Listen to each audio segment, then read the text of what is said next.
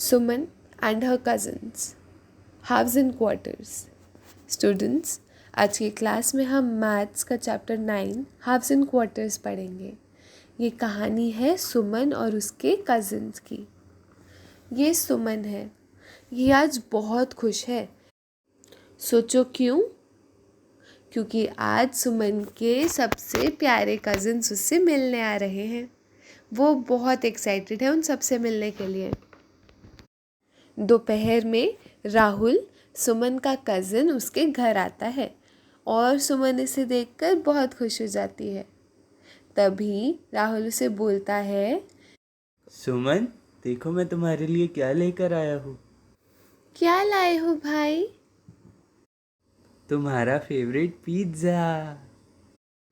अरे वाह भाई, तुम कितने प्यारे हो। जल्दी से वो पिज़्ज़ा मुझे दो।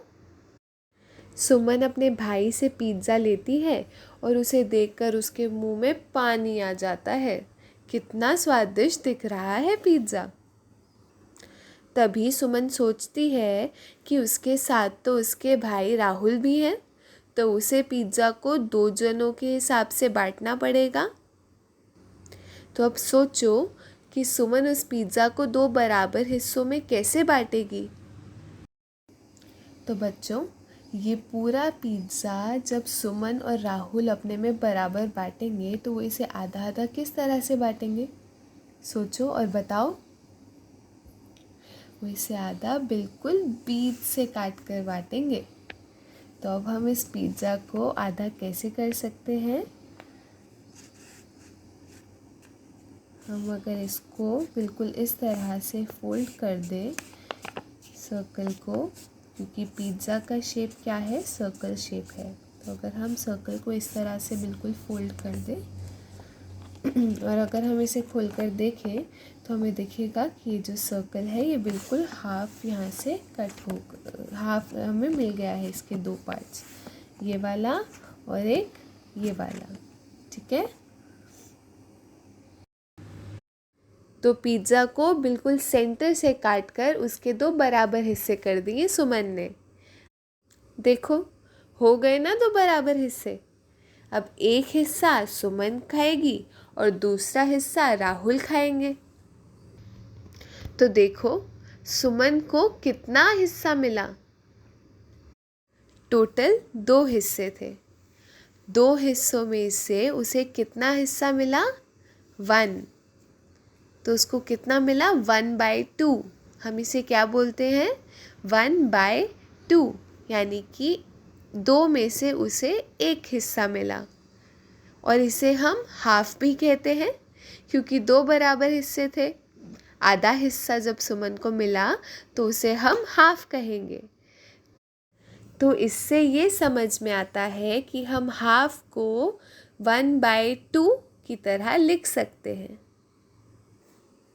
अब सुमन और राहुल पिज़्ज़ा खाने ही वाले थे कि उनके बाकी 2 कज़न्स आयुष और आयुषी आ गए।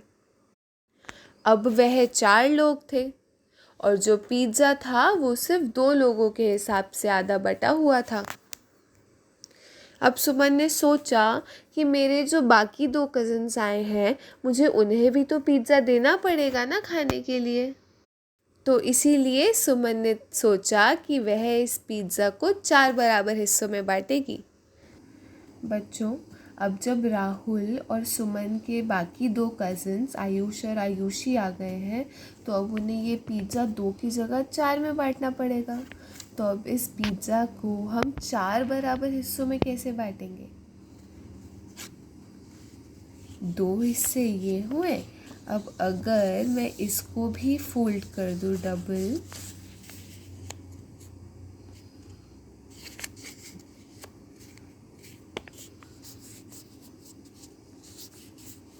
ये देखिए, तो क्या ये पिज़्ज़ा का एक बराबर हिस्सा लग रहा है आपको?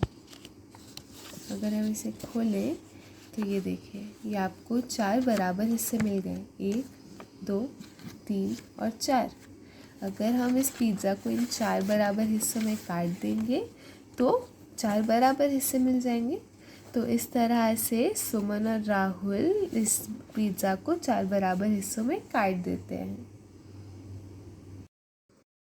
सुमन ने 4 बराबर हिस्से करने के लिए दोनों हाफ्स का भी हाफ कर दिया, यानी दोनों पिज़्ज़ा के जो आधे आधे हिस्से थे उनका भी आधा आधा कर दिया।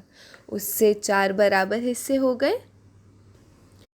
तो अब सुमन को पिज़्ज़ा का कितना हिस्सा मिला? टोटल 4 पीसेस हैं पिज़्ज़ा के। अब 4 में से सुमन को कितने पीस मिले? 1। तो सुमन को कितना पिज़्ज़ा मिला? 1/4। 1/4 यानी कि 4 हिस्सों में से जब एक मिलता है तो हम उसे क्या कहते हैं? A quarter. A quarter means 1/4। तो सुमन को कितना पिज़्ज़ा मिला? A quarter of the pizza.